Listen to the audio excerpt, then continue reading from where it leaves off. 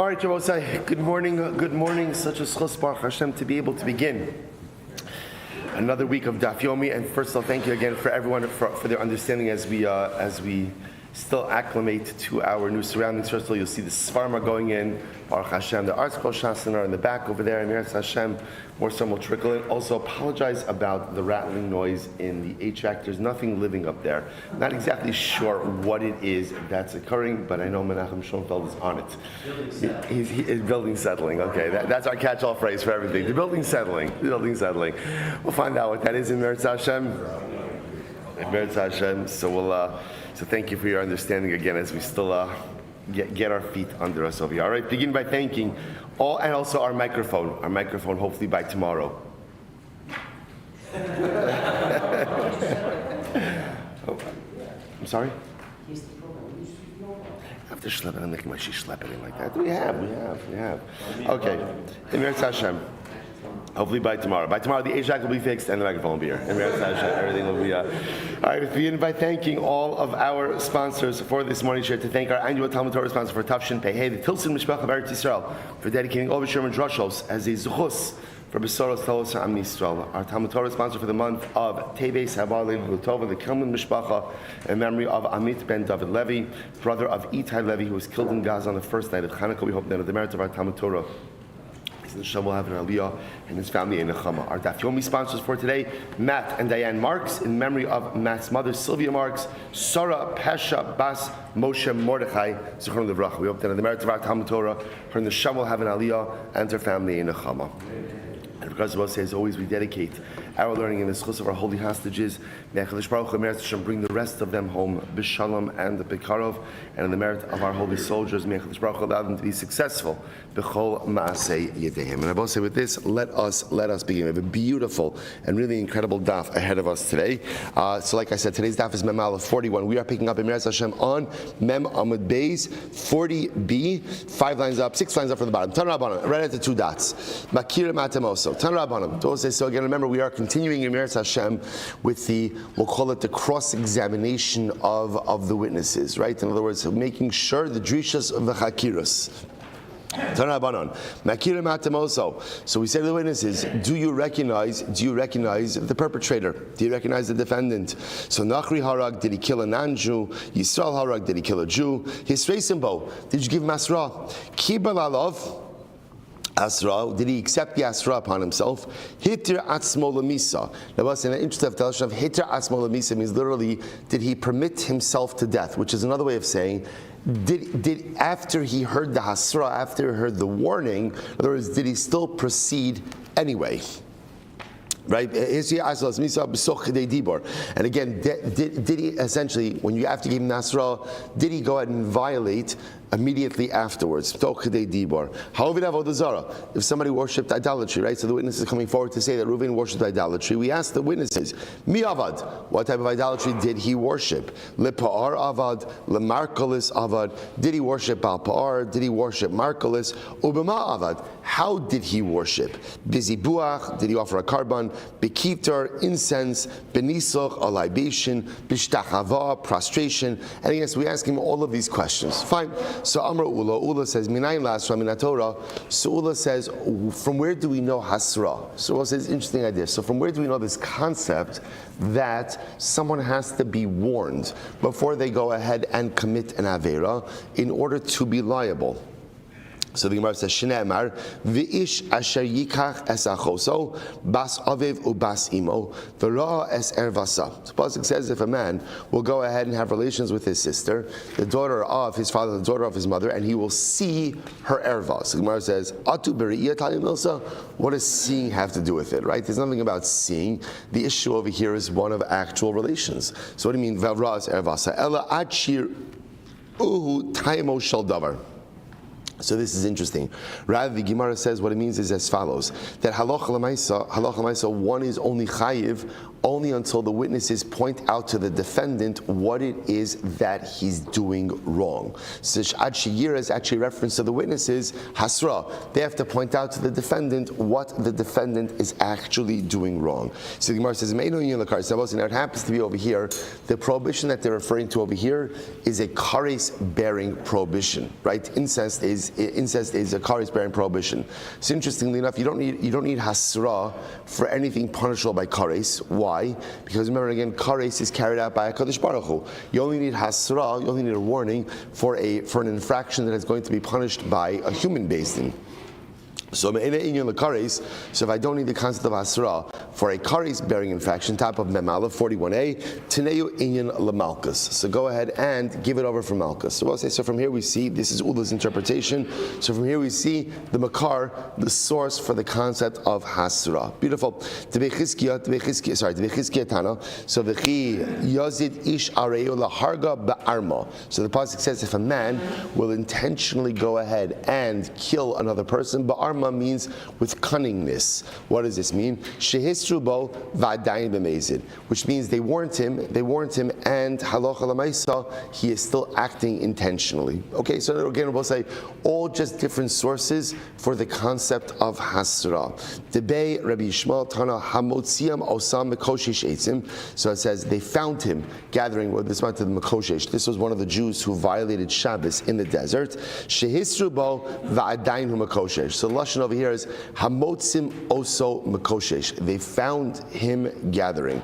So the idea over here is they warned him, Shehisrubo Va'adan Makoshesh, and he was still gathering the wood.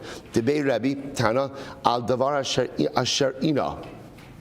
So the idea, so Pasuk over here says, Al Dvar She'ina Al Iske Dibor. So again, a reference to the idea that they warned him, and he said about Nara Murasa, and he still went ahead and violated. So essentially, we have all of these different sources for the concept of Hasra. So the Gemara just points out each of these sources are actually important. Why? The Gemara says, listen to this. Because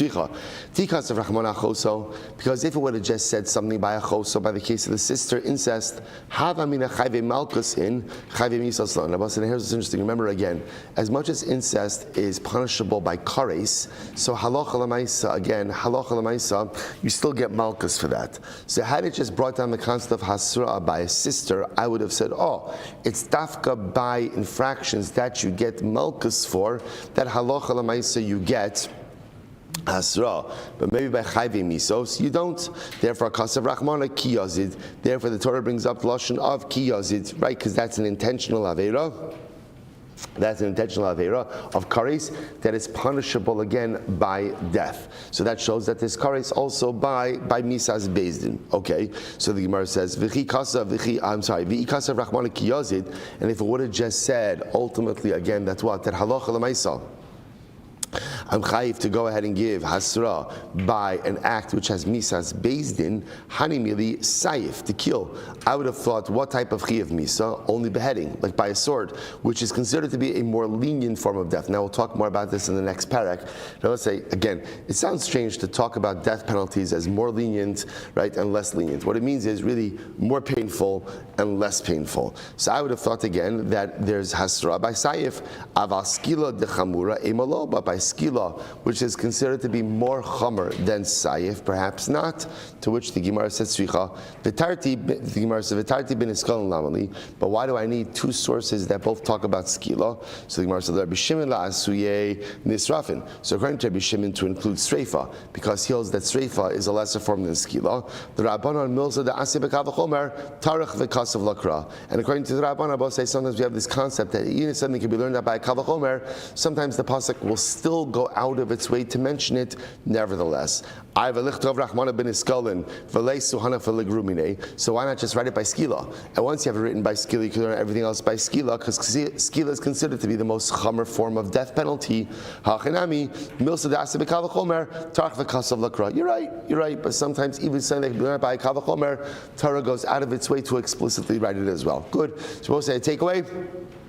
Takeaway is that halacha l'maisa there is a concept of hasra. Hasra is d'oraisa. Three different sources of hasra. Either again by achosa, by incest, by intentional murder, or ultimately again the makoshesh violation of Shabbos. And again, all three sources are necessary for the aforementioned reasons that we just stated. Beautiful. So going back now to the Gemara. So the Gemara said,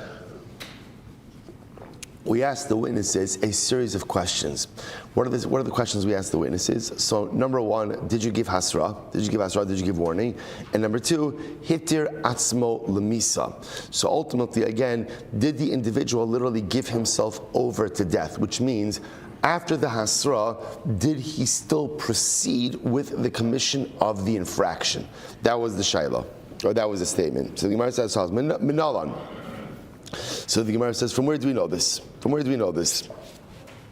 So the Gemara says, okay, so Minalan, Amar Rabba v'Yitim Chizkiya Amar Kra Yumas Hameis. The pasuk says Yumas Hameis Ad Sheyatir Atzmo Lemisa. In other words, we'll say, what we're saying over here is like this: for the defendant to be guilty, it is not enough that he received hasra. He has to have received it, processed it, and still clearly gone forward despite it. That's what it means, that lashon of yatir atzmo lemisa. So the defendant received the hasra, he understood the hasra, and nevertheless he moved forward with the commission of the avera. So the Gemara says, how do you know this? Because the lashon is yumas hames.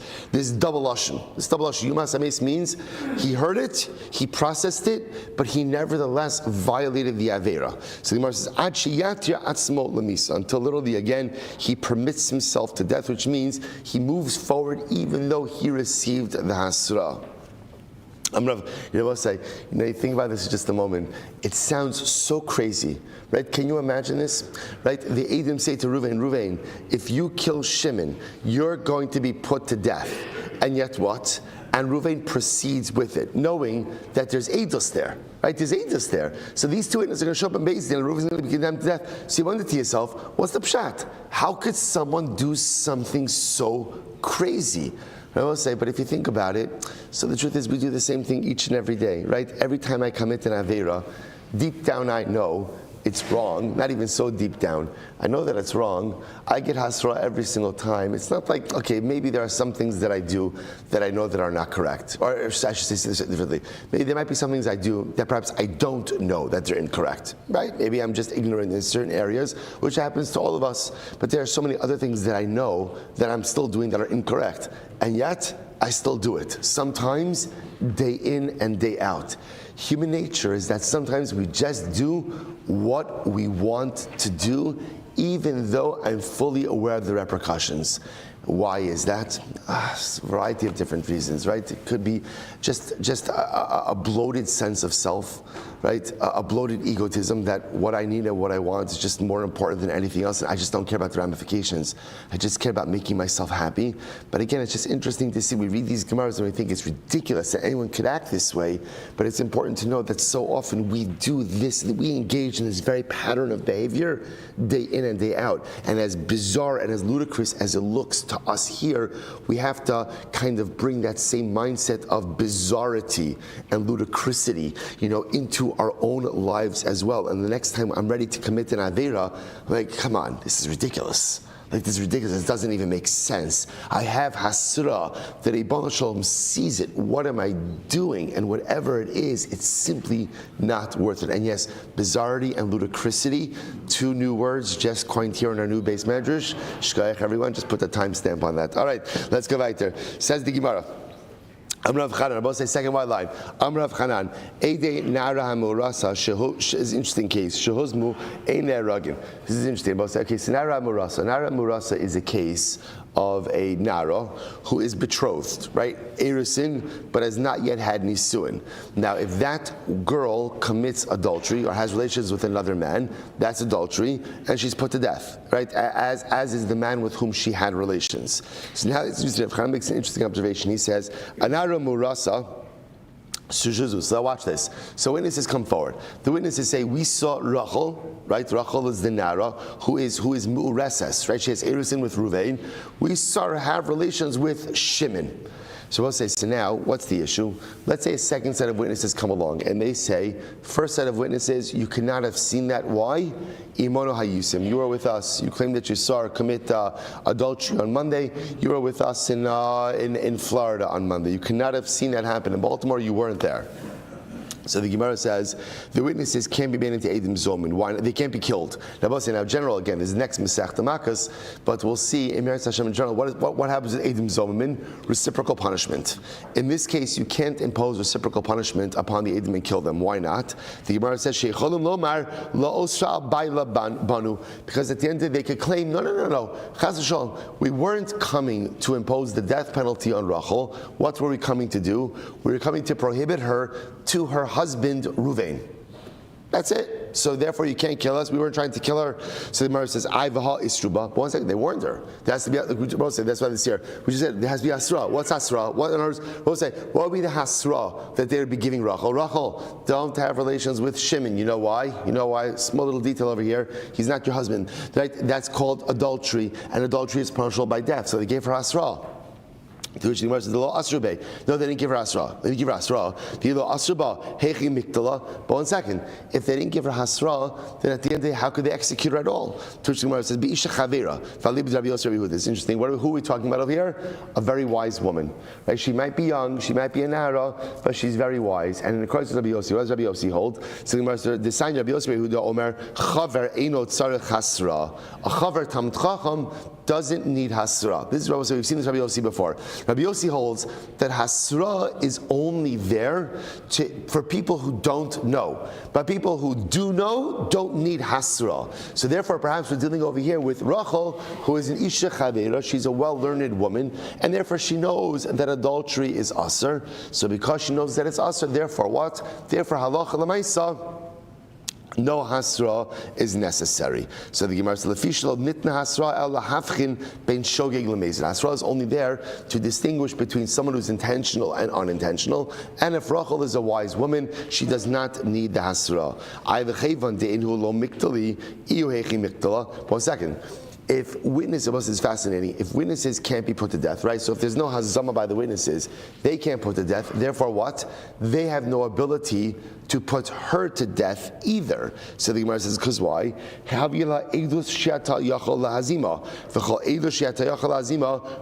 shma edus. So we'll say this is fascinating. A fascinating testimonial fact over here.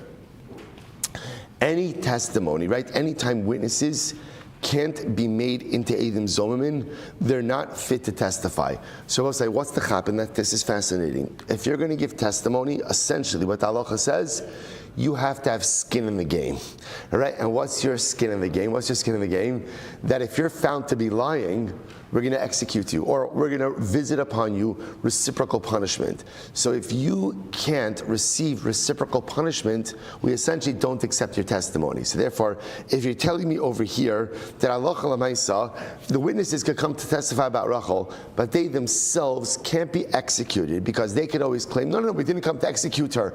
We just came to asa her upon her husband. Then Allah Lamaisa, that means if they can't be executed, they're not subject to Azama. If they're not subject to Azama, then we can't accept their testimony. So therefore, again, what are we doing over here? To which the Gemara says, hey, so the Gemara says, so the Gemara says, you're right, that's what we're saying. Since these witnesses can't be killed, now why can't they be killed? Because they could claim, we weren't coming to kill Rachel, all we were doing was coming to make her asura upon her husband. And then they give her asra. So the Gemara says,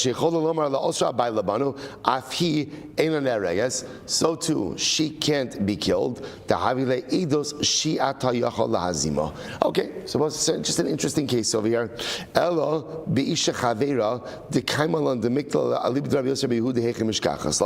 Rabbi say, okay, so where is there ever a case of a wise woman, an Isha Chavera, according to Rabbi Yossi? Now remember, according to Rabbi Yossi, a Chaver or a Chavera, a learned person, doesn't require Hasra.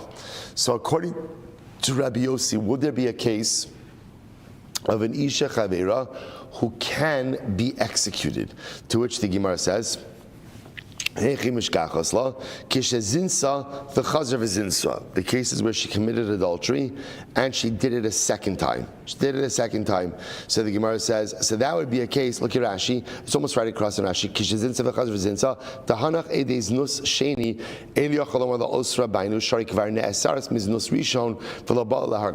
we'll say in that case, the second witnesses can't say, we're only coming to prohibit her upon her husband. Why? Why? She's already prohibited upon her husband. What is she already prohibited about? Why is she already prohibited upon her husband? Why? Because halacha might say again, she already committed adultery the first time. So she must already be prohibited. So therefore, the Gemara says no. So therefore, the only reason they would be coming to testify is to have her executed. The Gemara says lomar al sheni, but maybe they could testify we're coming to go and prohibit her upon the second man with whom she committed adultery with. So the Gemara says shezin sami ba'al rishon, the case where she committed a second act of adultery with the same man. Inami shezin sami kraveh, or she went ahead and she committed adultery with one of her relatives, and therefore halacha l'maaseh says she's already prohibited upon this individual to begin with. Okay, mashna nara murasa. So the Gemara says dinakat afilu nisua nami. I feel the tsunami. So says, by the way, why are you illustrating this with the Nara Murasa? You can go ahead and illustrate this same exact case with what? With a regular married woman. So why are you illustrating it over here with Nara Murasa? To which the Gemara says, Afilu nusunami. So the Gemara says, in afilu hai delo yosva to say yicholin lomar lo osra al bailabanu. No, because the chiddush of Rabbi says like this, that the witnesses could say, when the witnesses show up and they testify originally, that Rachel committed adultery with Shimon, that they could claim that they're coming to Asr upon Ruvain. Even though what? Rachel's not living with Ruvain. I might have thought that such a claim like that should just be rejected outright because she's not living with Ruvain. So what do you mean you're coming to Asr upon Ruvain when they're not living together? Halacha l'maaseh, even in that case, the claim of the witnesses is believed. Okay, Amrav Chista, Echanor B'sai. So what's the interesting case over here? So now, good. This is great. Listen to this. Witnesses show up. Now the witnesses come up and they claim that Ruvain killed Shimon. Now, remember again, we saw part of the drishas v'chakiris is what do we ask? How did Ruvain kill Shimon? Right, and specifically, what weapon did he use? What did he use? So what happens? One witness says Ruvain used a sword, and the second witness says Ruvain used an axe. An axe. So now the Gemara says, Ein nachon. This is not a fit testimony. They're contradicting each other. So because you're contradicting each other, therefore again the testimony is thrown out. So we'll say, so remember again, because this obviously is a very specific detail that needs to be ironed out. Their contradictory testimony over here essentially nullifies the eidos.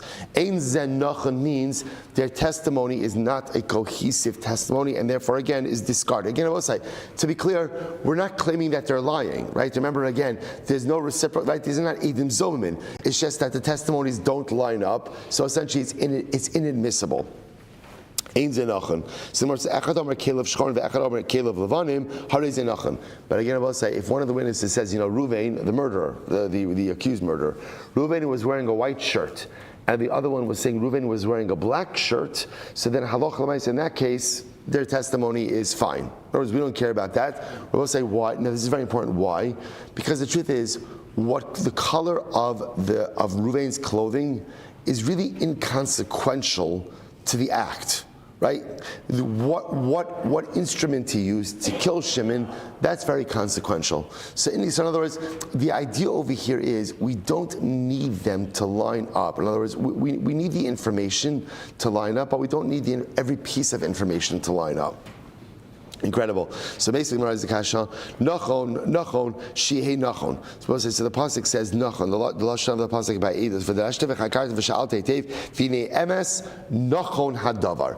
So we'll say, so what does Nachon mean? So Nachon means over here that again, when giving testimony, the testimony has to line up. So what does that mean? Shei Nachon Echad Omer B'Sayif Hargo V'Echad Ba'Rivin Hargo. So we'll say, for example, if one of the witnesses says Reuven killed Shimon with a sword, the other one says that he killed him with an axe. Echad Omer Kelev Shchorin, V'echad Omer Kelev Levanim. One says that Reuven was wearing white clothing. One says Reuven was wearing black clothing. So what's the halacha? Ein zeh nachon. Ultimately, again, the testimony doesn't line up. So we'll say, so watch this. So we just contradict what we just said before. According to this brisa now, if they contradict each other with the color of clothing that Reuven, the killer, was wearing, the testimony is discarded. So which one is it? Is clothing important or is clothing unimportant? So what's the halacha? So this is incredible. No. Besudar shechan kubo. No. When the brisa says that there's machlokes clothing, what's the case? The case is where they're coming along and they're saying Reuven strangled Shimon. And what's the machlokes? One witness says he strangled him with a white shirt. The other opinion says he strangled him with a black shirt. Now, both say that is material information, because in this case now it's not just a din in clothing, it's about the murder weapon.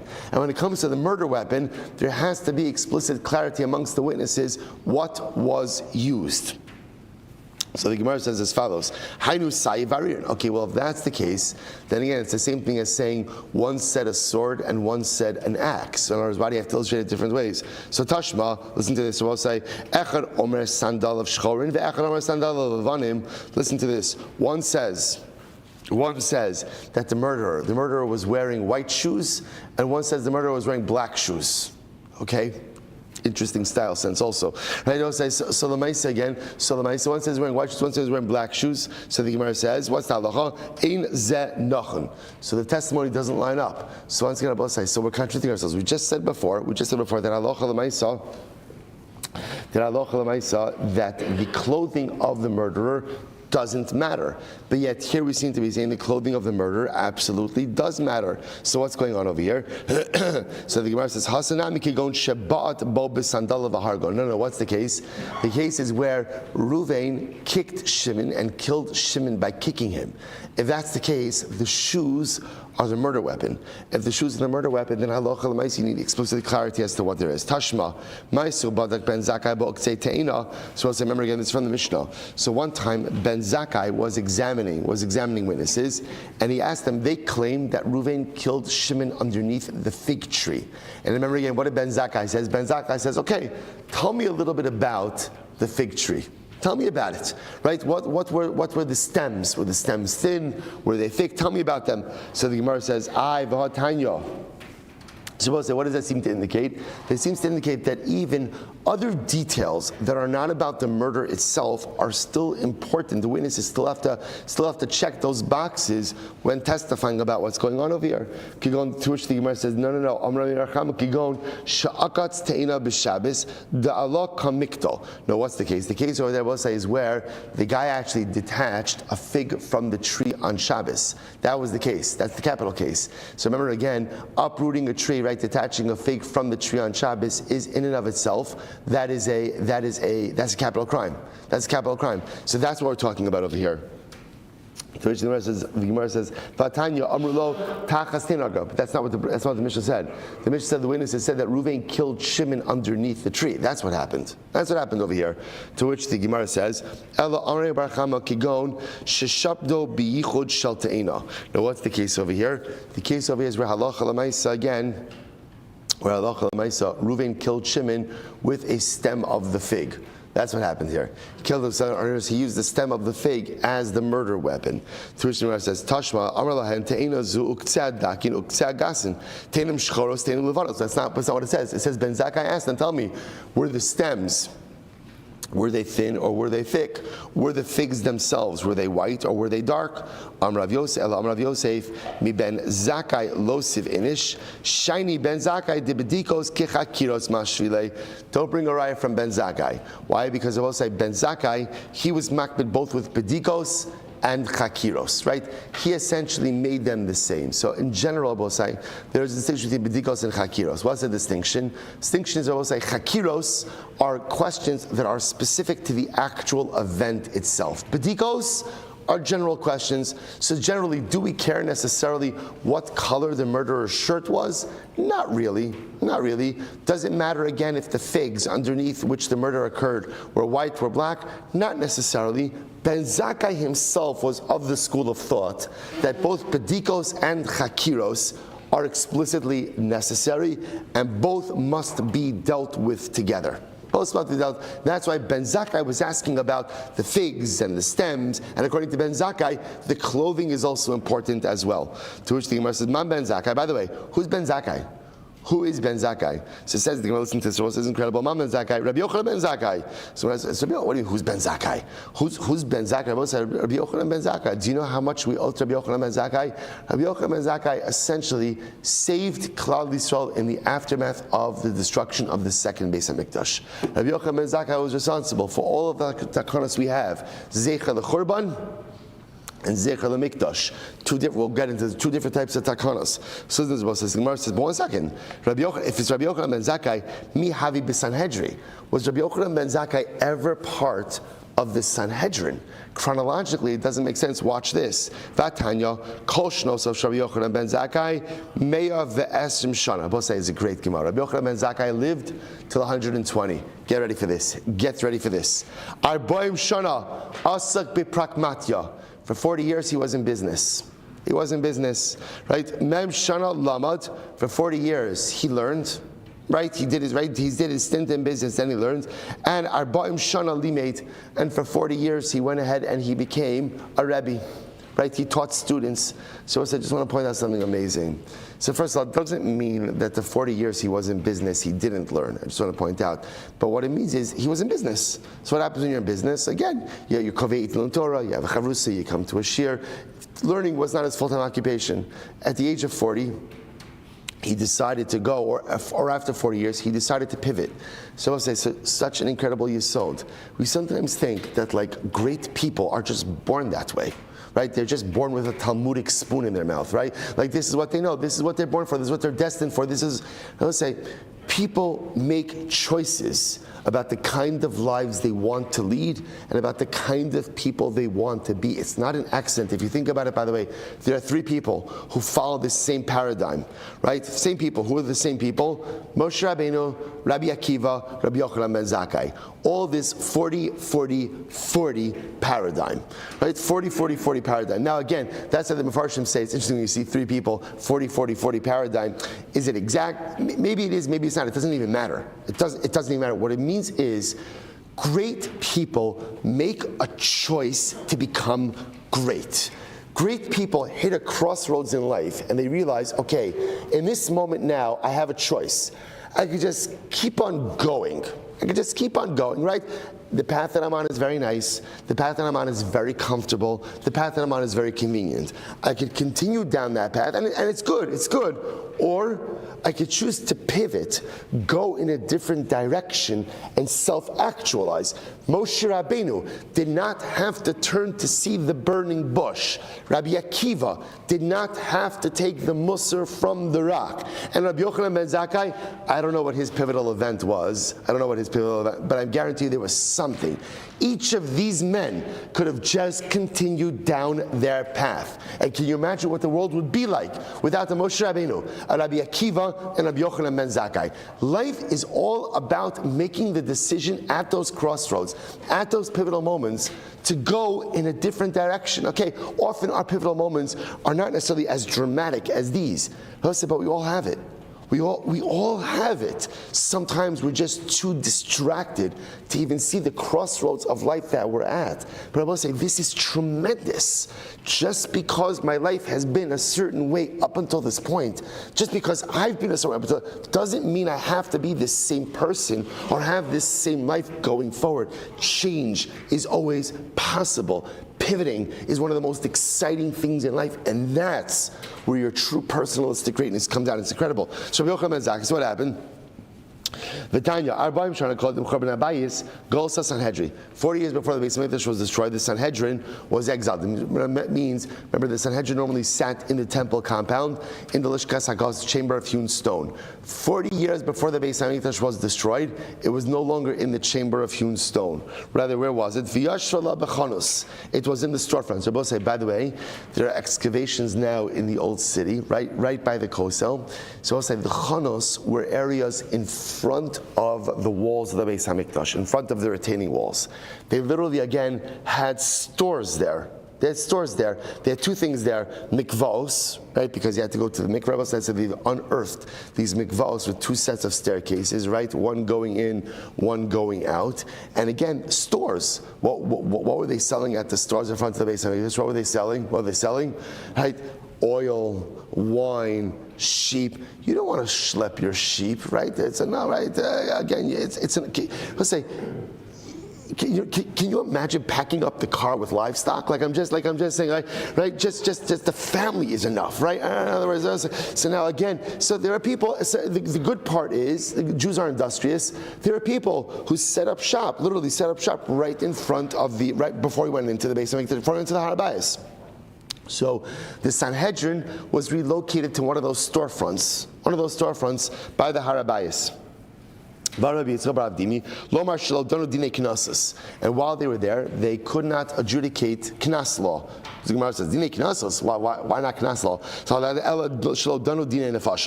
They weren't able to adjudicate capital cases. Utznanan, we learned,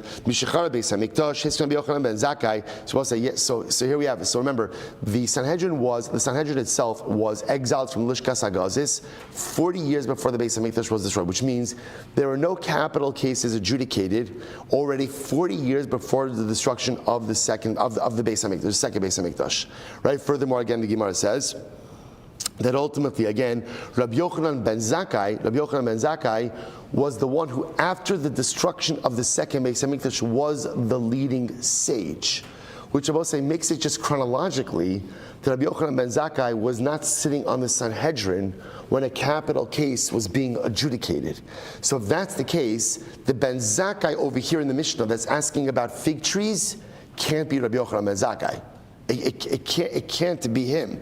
To which the Gemara will say, it's always exciting. I know, I always find it exciting. I guess I don't get that much, but honestly, let's say just like when the Gemara gives you history, right? It's just fascinating because a lot of times what we're missing when we learn Gemara is any type of historical context. When is everybody living? What's happening over here? So here, this is a major piece of Jewish history over here, right? Because Rabbi Yochanan ben Zakkai, the Gemara says, could not have been a member of a Sanhedrin which adjudicated a capital case, because Rabbi Yochanan ben Zakkai is the ranking sage when the Beis Hamikdash was destroyed, and there was no capital cases being adjudicated for at least 40 years earlier. So Bepashtas, he was never involved, at least as a sitting judge on a capital case. So the Gemara says, Ella ben Zakkai da'alma. It must have been another guy named ben Zakkai, not Rabbi Yochanan ben Zakkai. I'm sorry, this seems to be clear. They saw that Rabbi Yochanan ben Zakkai, Karile, Rabbi Yochanan ben Zakkai. So I'll say it can't be him. First of all, because if it was him, how can you call the Heilige Rabbi Yochanan ben Zakkai ben Zakkai? How can you do that? How can you do that? This is a Gadol Hadar. How can you possibly go ahead and just call him Ben Zakkai? It doesn't make any sense. To which the Gemara says, so yet again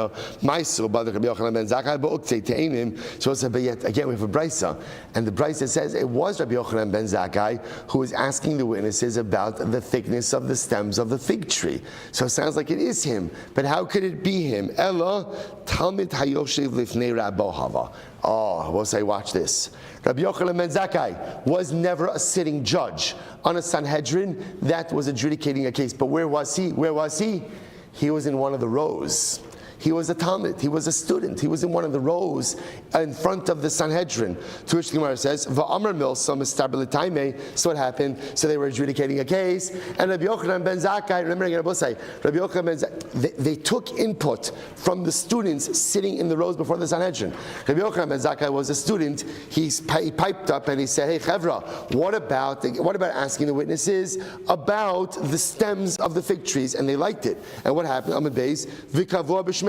So I'll say, and again, remember, in general, whatever a Beis could do to exonerate, they always want to do that. So if they could go ahead and find the defendant innocent, by asking the witnesses about the size of the stems of the fig tree, and ultimately, again, exonerating him like that, they're going to do that. The kavua b'shmei, and they liked it so much that they established it in his name. They established it in his name. So the Gemara says, Ki hava lamad ben Zakkai hava, ki hava karle b'tamud yoshev ne'rabo, ki hava limeid hava karle Rabbi Yochanan ben Zakkai, ki karle ben Zakkai ashem demei kara, v'ki karle Rabbi Yochanan ben Zakkai ashem dehashta. So now I understand it. When he said this ruling, he was a Talmud.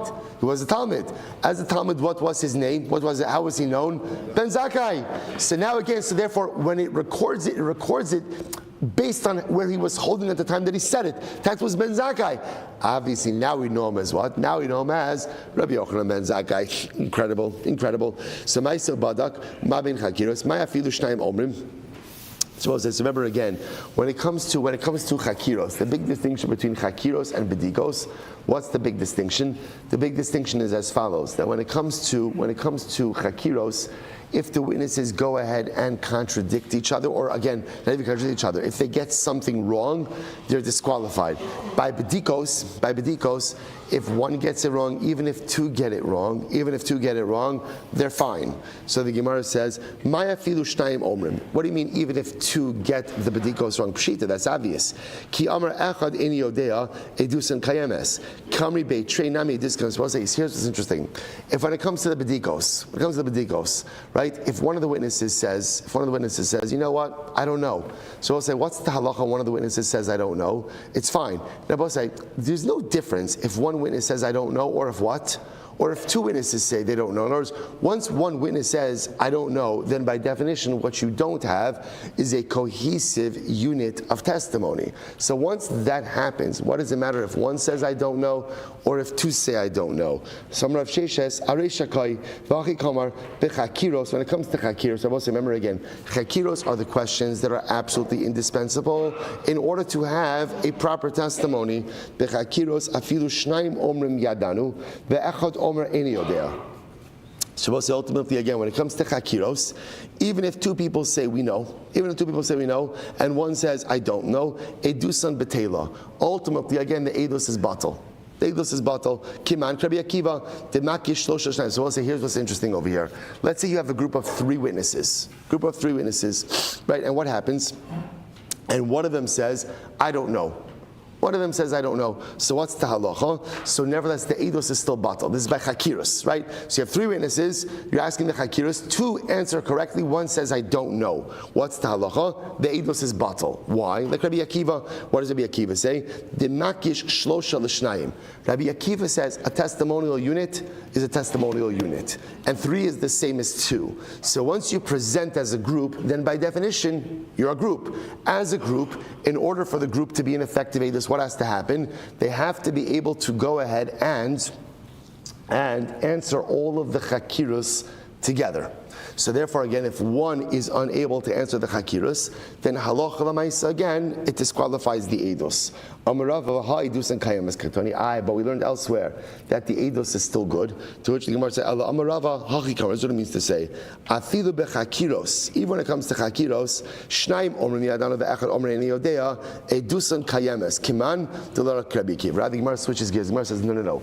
When you have a group of three witnesses, we'll say, as long as two out of the three could get the chakiros together, could get the chakiros correct, then the eidos is good even if the third one messes up.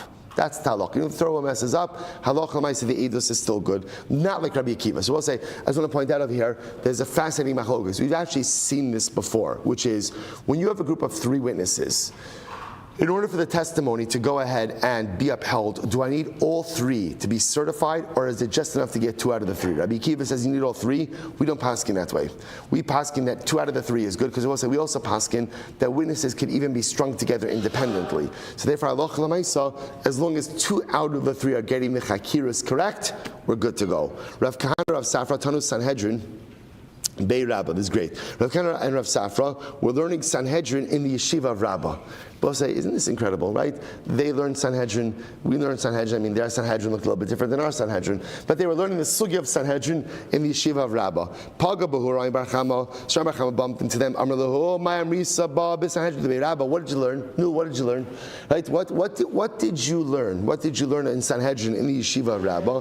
Amrilei, Umay Amrinon Be Sanhedrin Gradasa. Well, what do they say about Sanhedrin in general? Right? What in general do we go ahead and hear about and learn about?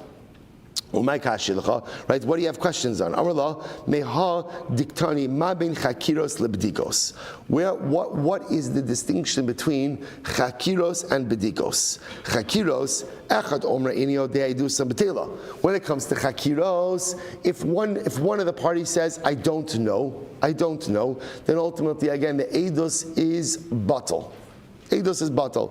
Bedikos, when it comes to bedikos, echad omer ini yodea, afilu shtayim omer ini yodin, edusan kayemes. So again, this is a fundamental distinction that we've seen over and over and over again. Chakiros, which remember again are the 7 questions listed in the beginning of our Mishnah, right? According to Rabbi Yossi, only 3, but we pass in 7 questions. Those 7 questions, those need to be answered. And if you can't answer it, either you answer it wrong or you say, I don't know, the halacha is, you're out. You're out. Bedikos, if you get those wrong, you're still in. You're still in. Both say, what's a good example of bedika question? Good example, bedika question? Right? Color of the shirt, right? Stems of the fig tree, color of the figs. They're important. Now again, they are important. And remember, Bezin could use discretion with those. They're important, but they're not necessarily part of the core details of what it is that occurred. So therefore, again, one or both the witnesses gets chakiros wrong, you're out. One or more witnesses get bedikos wrong, you're in. Now the Gemara says, but why? Michti, idi v'idi d'oraisihi, ma'ishna chakiros u'ma'ishna bedikos. But I don't understand, why is that? Why is that? They're both d'oraisa. Both chakiros and bedikos are d'oraisa. If they're both d'oraisa, then why do you have latitude with one, not with the other? Amrlei hachi ashna bechakiros, amr echad eni yodea, edusam betela, dahavile edus she'ata yachal la'azima. Bedikos echad omer mehen eni yodea, kayemes edus she'ata yachal la'azimahu. So we'll say it's a very simple distinction. By chakiros, we'll say, all of those questions are what are necessary in order to make the Eidin susceptible to azama. Right? Remember, I'm going to say, the Klal Gadol is witnesses who cannot be made into Eidim Zomamin, they have no skin in the game. Therefore, their testimony is not accepted. Any of the Chakira questions, if they get those wrong, those lead them susceptible to be made into Eidim Zomamin.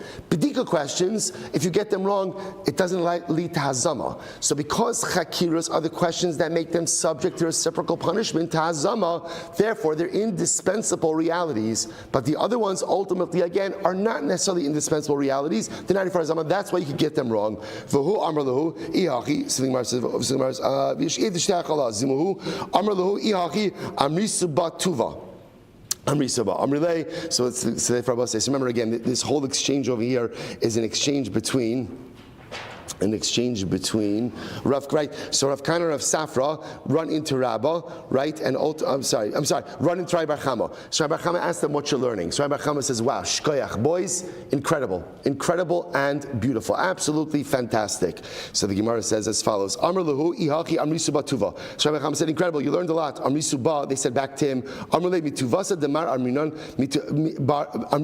mitivusa demar arminon betuva minezirusa demar lo arminon. So what is actually quite beautiful. Rav Kana, Rav Safra say back to Rami Bar Chama, it's only because you're so gracious that are able to share with you more Torah. Had you been a little bit sharper, ultimately we would not have been able to give you back so much Torah. In other words, also what they were saying was, we're able to share with you because of your pleasing countenance. Had you not been as nice, it would have been more difficult to share with you Torah. Now, we're gonna pick up with that last piece tomorrow. I just wanted to finish up the sugya, but Rabbi said we end off with the distinction between bedikos and chakiros. Again, that last piece of the conversation between Rami Bar Chama and Rav Kana, Rav Safra will pick up with that, because there's a tremendous and beautiful, magnificent Musar Haskell in that. Though I know I ran through it. We'll pick up with that tomorrow. What a way to start. Shkoyach. We'll say